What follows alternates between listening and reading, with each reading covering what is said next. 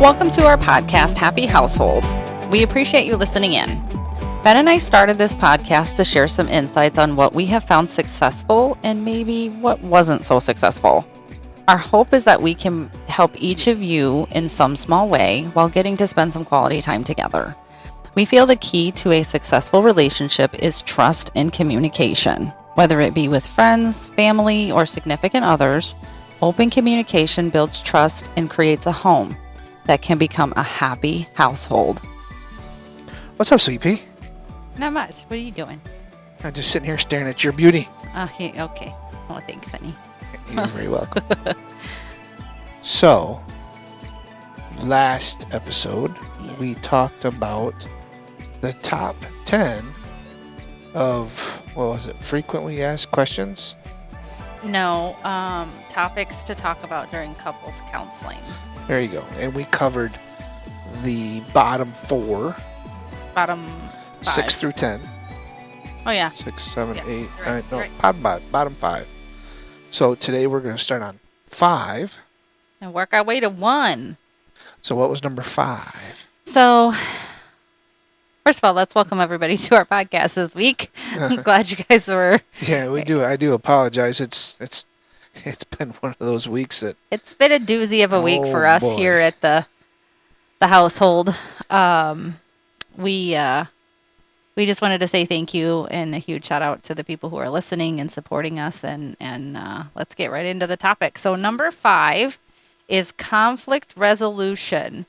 And we could speak to that definitely this week. We had a few things that came up in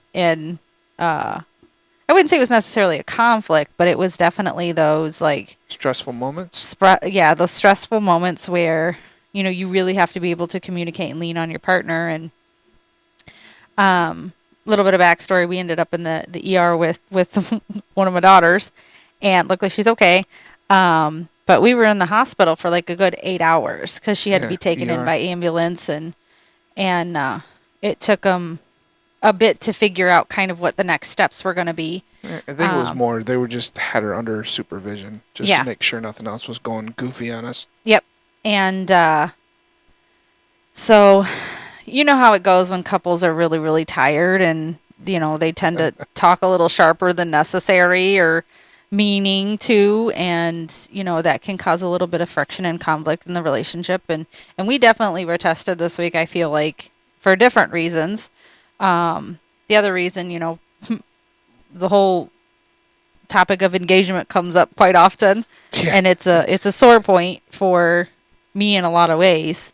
Right. But you have a great way of, I'm able to communicate that to you and like, this is what I'm feeling about it.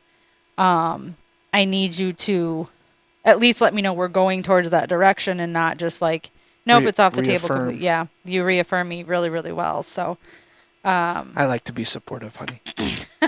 yes, you are very supportive, honey. And it is much appreciated, but, definitely knowing how to communicate, whether they be really stressful, really hurtful, sometimes life-changing situations, those can cause conflicts in, values or how to deal with a situation. And it's really important that you talk that through with your partner and you explain to them how you're feeling about it, where certain, I'm going to say landmines, that's what we always call them, is landmines are coming from. And not to be confused with the ones in the backyard from the dog. Right? Because once in a while we step in those too. Yeah, those are a different type of landman. Landmine. Landmine. But yeah, like Either way, they can stink. they really do. But you know what I mean? Like, I think we do a good job of just making sure that we're open and honest about what we're feeling, what we see, how we feel that the conflict needs to be resolved, and having an open mind with one another. I think that's a huge thing. Oh yeah. And just to be aware of how things are being presented, how in my situation or our situation, for me, it's how is she acting, right? Mm-hmm. So I have to watch for precursors to issues that may be coming up. And usually we've been together long enough. Usually they pop right off. Mm-hmm. and I don't have too much of a problem picking up on them. Sometimes I still don't handle them quite right. I'm But you used are to, a dude. You're not right? relational focused. No, You I are know. very logical. But So what we I do have to yeah, communicate that. what I do normally, what I do is I'll ask, but then I'll let her process whatever she's working on. Hmm. And sometimes it takes a little longer than I should, but I'm trying to make sure that I give her that space Hmm. so she can process, so she can communicate back to me if there's a landmine there. Especially like if there's trauma or something that's Right. triggering my response, you do a very good job of allowing me that time to process my own feelings so that I can communicate what I'm actually feeling and not just an initial response. I think you do a good job of supporting that, and and you also do a good job of knowing sometimes when I just need you to walk up and get me out of my own head. Right. Because sometimes the conflict is internal. It's not necessarily Right. with your spouse or your It's partner or whoever. not something I did. It's just like, we watching TV and something comes up on the TV that strikes a landmine for her. It's nothing that I did. It's Mhm. just something that I got to pay attention to. Then I have to try to resolve that conflict and focus on trying to get her to a spot where it's not an issue Mhm. for the moment. Now, sometimes that's just straight out talking about it, Mhm. or just sometimes letting her talk, let her work it out verbally, and use me as a sounding board. Yeah. And sometimes you do a great job at this, and I have to give you 1000% props for this. Sometimes when a conflict arises especially between the two of us, and every couple fights, every couple's going to have disagreements. That's normal. That's healthy. But being able to not let it sit there and fester and become a bigger issue than it really is. I think you're really good about making sure that, I think we both are about communicating that, but you do a very good job of making me laugh in the midst of like the most stressful and angry I've ever been, because you walk up to me and you're like, "We're going to figure this out even if I have to pin you to the bed." And I'm like, "What? I'm mad at you. You're not supposed to make me laugh." But it's little things like that that just, when he says, "Get me out of my own head," or uses me as a soundboard or something like that, we do that for each other. We try to Right. say, "Okay, lighten the mood a little bit." It depends on the situation, obviously. Like if Oh, it's extremely serious, right. we don't go off and like I don't joke about it. I don't But try to get too humorous about it, but I believe that for any stressful situation, a little bit of humor, whether it be tasteful, tactful, or just straight out rude, yeah, depending on the situation, the humor has a good way of kind of leveling that playing field, so the conversations can be had, and without really adding to the landmines that you may be walking through. yeah. But I also think that part of that humor is knowing when to input it and when not to. I think that's what you're good at, is what I mean. Is I don't know okay, about all that. well, you are. And I think, don't shortchange yourself, honey. You are. But I also think that knowing when to use that, and just knowing your partner, knowing them and knowing what moment constitute what reaction from you. And, I know that there's times that you get frustrated and it's like, okay, I can crack a joke and I can get you right out of the whole situation. But there's other times where I have to tell you, like, knock it off. You need to figure out Right. what's at the root of it. I love you, but this is not acceptable. Right. Like, you're Humor- better than this. Humor doesn't work on me as well as it does on others. Yeah. I think I'm the only one that can usually use just a bit of humor, and it kind of just like triggers you enough to you're like, okay, wait a minute, something's off. I need to talk to her. I know that statement for me is not completely accurate, because there are a few situations that humor is good for it. Mm-hmm. I guess I have to retract it. Humor will work on me fairly well. Depends on when you use it and what you Yeah. use it for. Like if you're really upset, I'm not even going to touch the humor bucket. No Yeah. way. It's going to stay in the corner. It's going Right. to, no. It would have to be a really big doozy, which for me you would have to cross a lot of lines. Yeah. It would have to be way politically incorrect, Yeah. and I mean just right out rude. Yeah. In order for me to probably bounce me back where even the smaller stuff would work. But if I get in a funk, yeah, humor's going to be a rough one if it's a big funk. Yeah. I think there's only been a few times that I've had to really kind of step in front of you and look you in the eye and like have you look me in the eye and say, that's enough. Like, you Right. need to figure this out because you're changing everything about yourself, which is not like you. Figure out what's at the root of it. Talk to me. So, usually just being stern with you is usually how you were like, wait a minute, I'm not my normal self. She obviously is picking up on something. But again, I think it goes back to the topic, the conflict resolution, having empathy, listening. And it's not just listening, it's active listening. Listen to what the person is saying to you. Right. Don't listen to respond. Listen to hear the person. And I Well- think that that's a big one with you and I is we really try to shut our mouths and let the other person talk. Right. If you are the landmine, if you put the landmine down there and you made them Yeah, if you're step the on person it, at fault. Yeah. then be apologetic, right? Yeah, and be sincere about it. Don't Right. just be like, sorry. Be like, you know what? I'm really sorry I was in the wrong there. Can you please forgive me? Like, it's not Right. hard to apologize to somebody. It really isn't because it isn't relieving them of anything. It's relieving you of the pressure of knowing you were in the wrong. Right. Okay, number 4 is intimacy and sexual compatibility. Yes, that pause there for myself is 'cause this was going to be a tough one. This one's going to be a tough one for us. Uh-huh. Because intimacy and sexual compatibility is being able to, if something isn't going right, if the intimacy is like maybe taking a back seat or the sexual compatibility, in essence, that connection, maybe we've noticed that there's a drop in the amount of times that we are intimate. We have the ability to tell each other, and we make a choice. It's not really an ability. We make a choice to say, hey, something doesn't seem right. Are we okay? And we Right. do a mini check-in is what we Right. call them.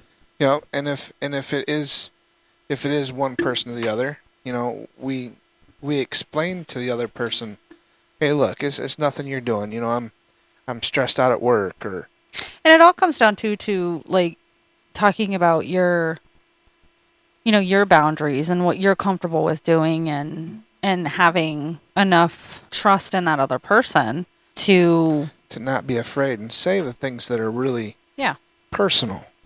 Yeah. 'Cause for this relationship to work, you're going to have to be able to trust that person to show that vulnerability and be okay with it. Yeah. And I think just, if you don't feel comfortable in your own skin, it's hard for you to tell that to somebody. But I think with you and I, we are both able to have that conversation of like, dude, I don't feel like myself today. I'm not comfortable in my skin. My clothes don't fit right. I feel like I'm overweight. I feel like I just am the ugliest person in the world. And, that part of the intimacy is being confident in yourself. And I think you and I have a good communication going with, if I feel that way or if you feel that way, we come to each other and we say, hey, this has nothing to do with you. This is what's going on. And I think, Yeah, what's your thoughts? yeah, what are your thoughts? And then usually we're like, well, how can I help you? Because like, I don't know how to fix that for you. Because it's all that mental. And aside from like the reassuring of like, we're good. Like, I don't need sex every day. I mean, it'd be great, but I don't need it. I want that intimacy connection with you. And right now that intimacy connection is us talking it through and reassuring each other. I'm still in this 100%. I'm just, my head's getting in my own way. Give me a minute. You know, intimacy is not defined as sex. And I know as a man, that is a hard definition to break. Yep. For me, that word usually means, some sort of intercourse or something along that lines. But I've been learning over the past that we've been together that word is not necessarily tied to that action. Intimacy is sitting here just staring each other in the face, right? With nothing going on, or them vulnerable conversations that most men don't like to have. Yeah, that's very true. And some women. The vulnerability part is actually really, I think, the true definition of the intimacy.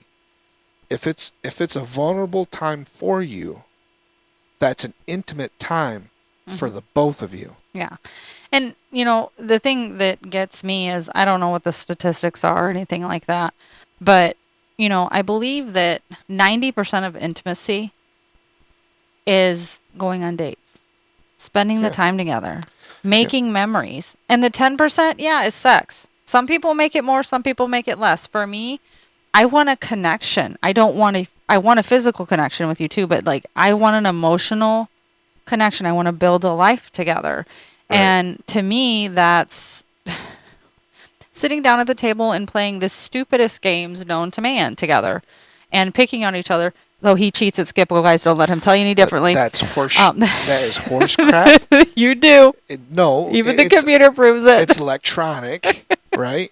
I cannot cheat, but the electronic algorithms always favor you. That is a bold-faced lie. That is not. That is a No matter bold-faced lie. who wins the last game, you always go first. Every time. Going first doesn't mean that you win. Look at the Yeah. track record. You've won like 100 million of those things, and I've won like 2. That's I think That's an exaggeration, You people, got but- your numbers reversed there, sweet pea. It's the other way around. Yeah, and that's fine. I don't mind. I've always been extremely competitive. I always used to hate losing, and now I'm to the point like I don't. Yeah, I'll lose we're to you both. every, Yeah, I'll lose to you every time. Yeah. yeah. It's. I guess it's that connection that's there that. Well, I've that's never what had I- before. Yeah, but that's Right. what I mean.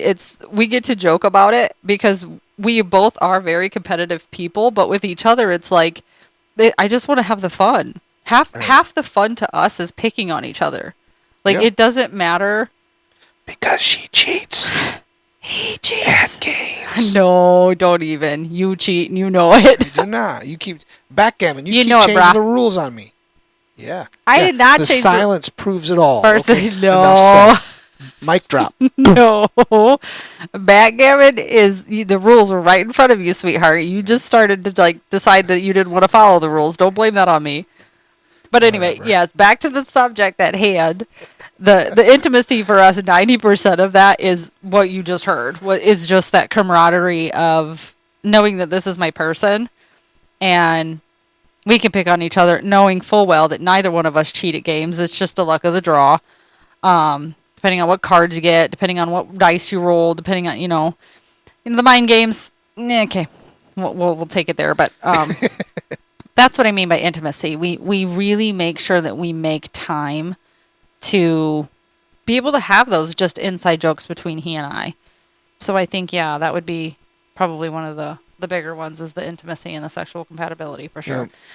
So the next item on the list. Is this number This is number 3. 3? Top 3 people. Top 3 people. Is trust and infidelity. Basically, can you trust this person not to be going around cheating on me or lying or, is he infidel?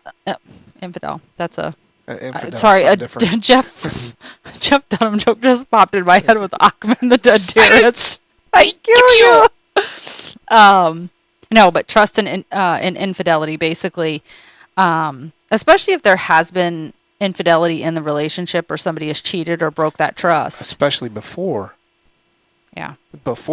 your relationship than you're in now.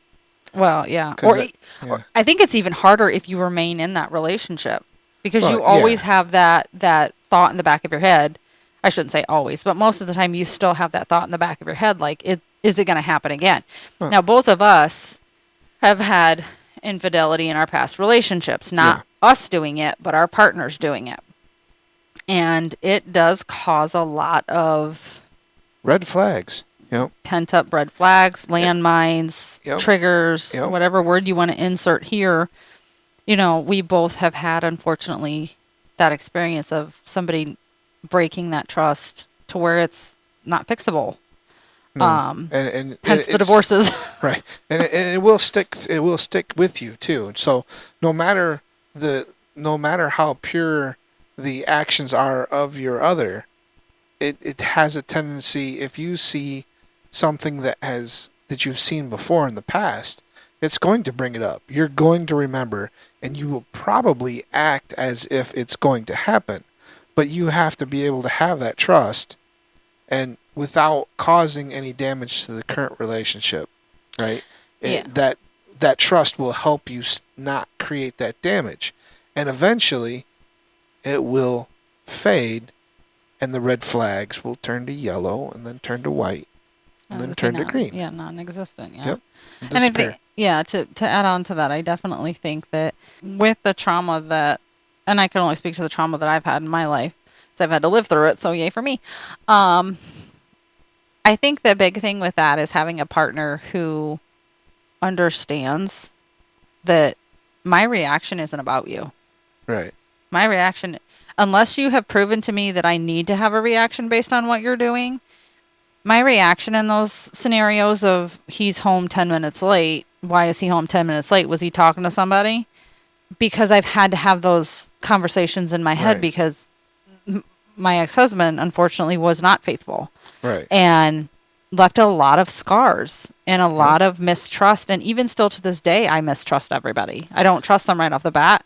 I make you prove to me, and maybe that's not fair, but I make you prove to me that you're worth my time or you're Right. worth giving my time and attention to it. And especially you are not getting near my heart in any possible way until you prove to me that you can handle it accordingly. With delicate hands. But I do the same for the other people. I'm not going to just expect somebody to be my friend or expect somebody to be with me without knowing they have their own trauma.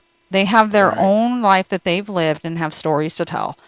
So I can definitely say with the trust and infidelity, little background, I did stay in my relationship with my ex-husband after knowing about one because it didn't go physical.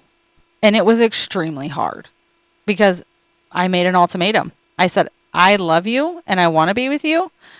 But if you don't feel that you can do this like a grown up, then let me go because that's not fair to me. And that's Right. not fair to you either. Right. He decided, nope, I'm going to stay in the relationship and I'm going to try to be, I'm going to say a man about it and be faithful. I didn't find out till years later and after my fourth kid that he hadn't been faithful, that he hid it very, very well. I was never really fully secure in that relationship because I always felt like, something's off. Something's off. Maybe that's not fair. I don't know. But coming into the relationship with you and I, that was one of the first things we talked about. Right. Like, Right. Well, I was just getting out of a very long marriage, and before I met you, there was a few instances that I believe there was honesty. Right. Mm-hmm. Things were bad.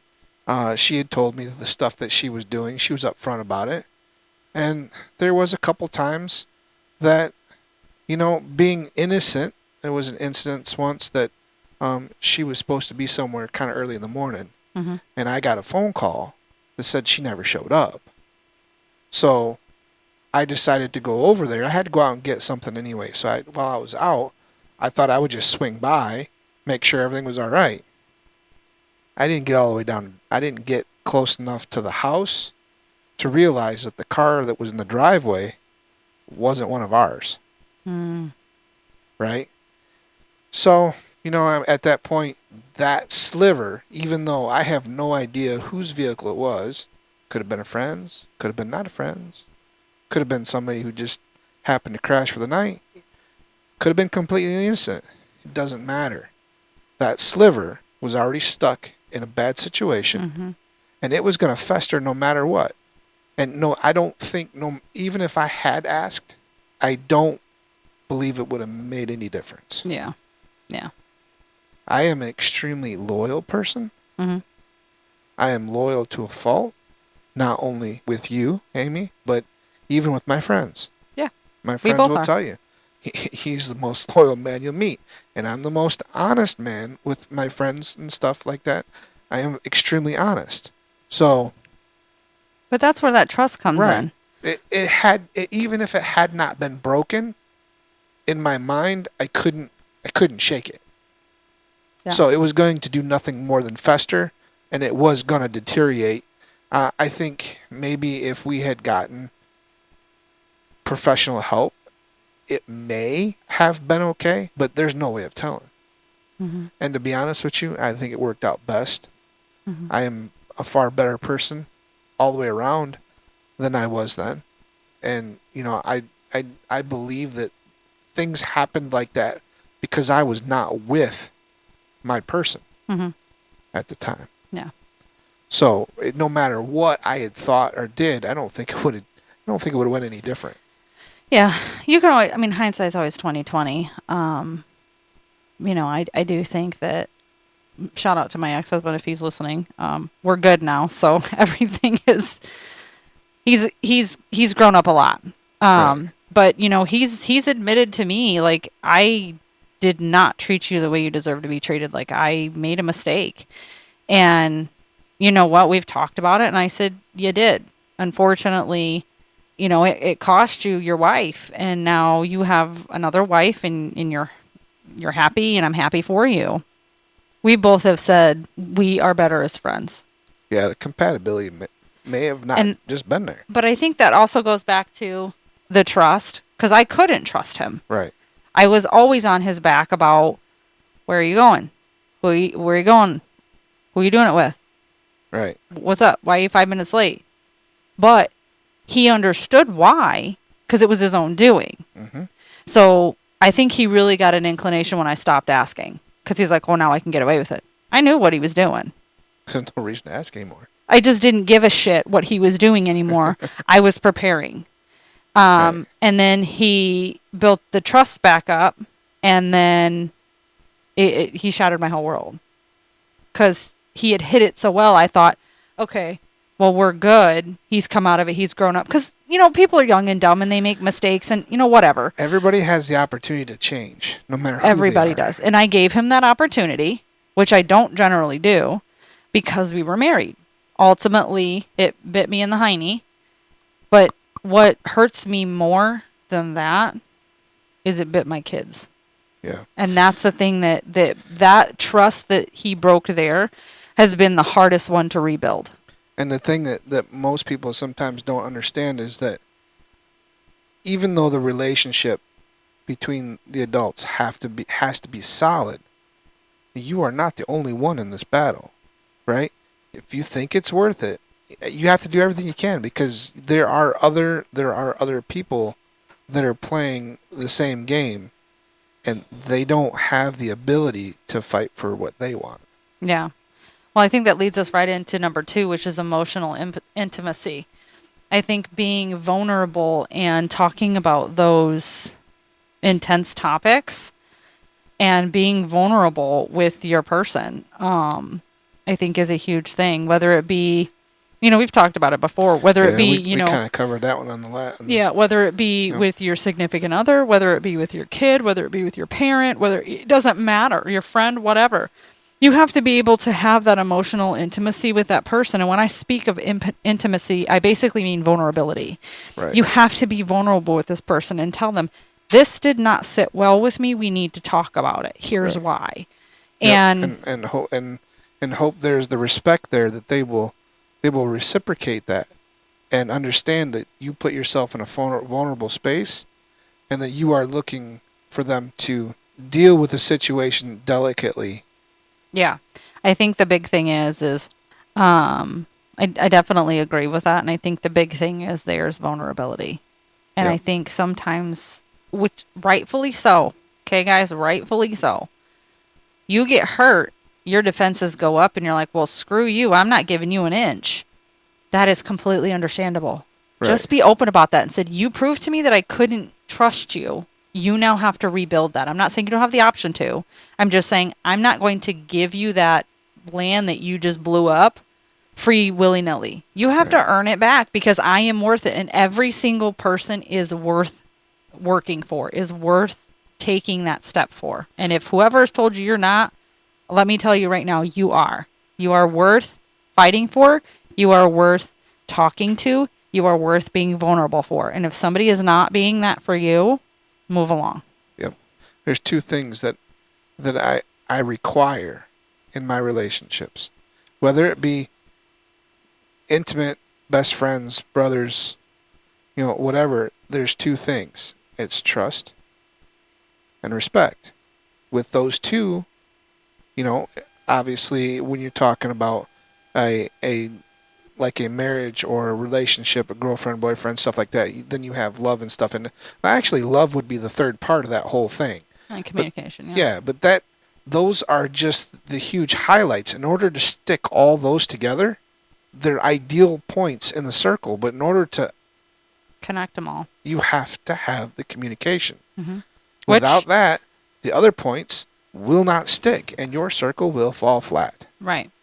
Which leads us to number 1 topic to speak about in couples therapy. Want to know what it is? Respect? No. Trust? No. Communication?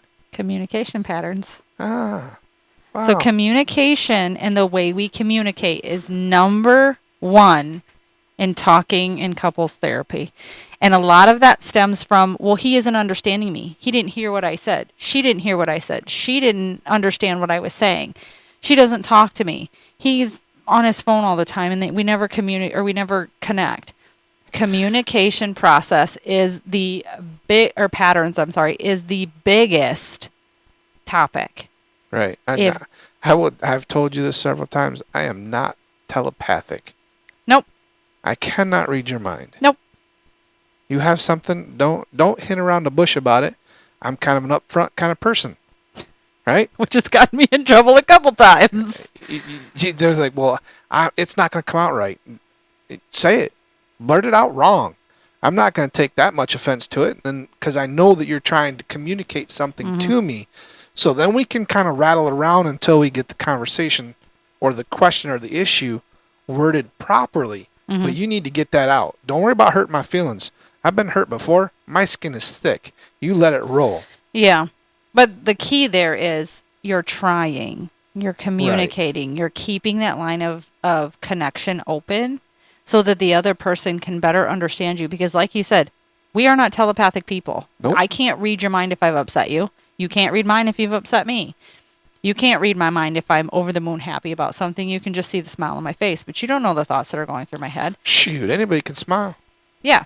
Yeah, I've gotten pretty good about smiling through the pain. So we can wrap this up for sure today, but that is the number 1 is communication patterns. Right. Making that effort of simply being vulnerable, talking about how you're feeling, whether it's good, bad, indifferent, it doesn't matter.